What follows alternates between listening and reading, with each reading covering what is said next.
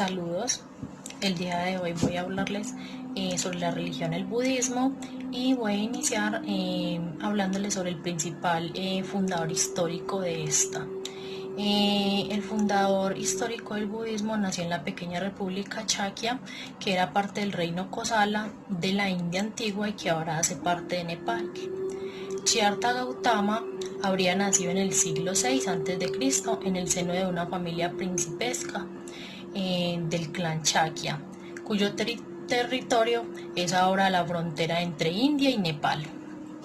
Después de vivir 4 encuentros con realidades que desconocía como la muerte, la enfermedad, la vejez y el asentismo, decidió renunciar a la vida de lujos y opulencia e iniciar una búsqueda espiritual, meditando sobre el sufrimiento y dedicándose a enseñar las 4 nobles verdades.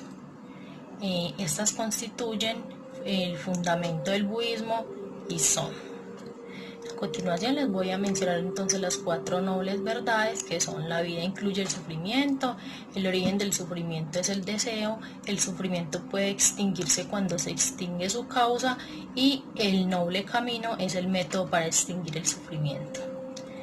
Este último camino comprende la sabiduría, la conducta ética y el entendimiento de la mente y el corazón por medio de la meditación.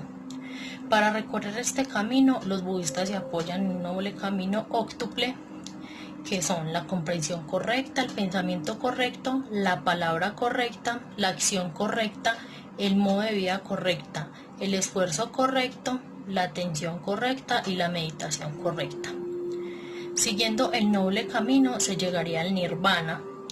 El nirvana hace referencia a un estado que puede alcanzarse a través de la meditación y la iluminación espiritual, y que consiste en la liberación de los deseos, el sufrimiento, la conciencia individual y el ciclo de reencarnación. A partir del siglo III a.C., el budismo inició una rápida expansión hasta llegar a ser creencia predominante en India, gracias al emperador Asoka, que la convirtió en la religión oficial de su vasto imperio, enviando además embajadores budistas por todo el territorio asiático. El budismo es básicamente una religión no teísta, quiere decir que no cree en la existencia de un Dios creador o absoluto, pero es diferente al ateísmo, ya que aceptan la existencia del alma, la vida después de la muerte y la existencia de dioses no absolutos que evolucionan y cambian. El budismo no se encuentra organizado en una jerarquía vertical. Por ejemplo, no hay un líder como el Papa en la religión católica. La autoridad religiosa se encuentra en los textos sagrados del Buda y en la interpretación que realizan los maestros y monjes. Hablando de estos libros sagrados, el libro sagrado del budismo es el Tipitaka, que quiere decir 3 sextos, también conocido como Canon Palí. Este canon fue escrito en el siglo I a.C. y recoge la doctrina del budismo Theravada. El canon Palí está conformado por 3 libros, que representan las 200 reglas de la disciplina del código monástico, el libro que contiene los textos que corresponden al discurso del Buda, Siddhartha Gautama o sus discípulos, y el libro que combina la filosofía, psicología y ética, y también abordan los principios doctrinales del budismo de los otros libros para estudiar la profundidad de la naturaleza y la mente y lo creado. Les voy a hablar un poco entonces de la simbología de esta religión. Uno de estos símbolos es el nudo infinito, es una representación del corazón del Buda Gautama, así como de la eternidad de su doctrina. La caracola, también conocida como la caracola blanca, representa la voz del Buda y el mensaje del Dharma, debido a su uso como instrumento de llamada. Por ello también representa la garganta y el cuello del Buda. El parasol, que en la antigüedad servía para cubrir a la realeza y grandes personalidades del sol, representan la protección que otorga el conocimiento Dharma contra el dolor y el sufrimiento. También representa la coronilla de la cabeza del Buda Gautama. La flor de loto. El loto es uno de los símbolos más extendidos y usados en el Oriente. Es la flor que crece en lugares fangosos. Por ello representa la verdad última, trascendente e incorruptible del Dharma. Representa además la lengua del Buda. Los peces dorados. En el budismo se le otorga una gran cantidad de significados como sabiduría, audacia, alegría, longevidad y pureza de los practicantes de las enseñanzas del Buda. Se le asocia con los ojos del Buda.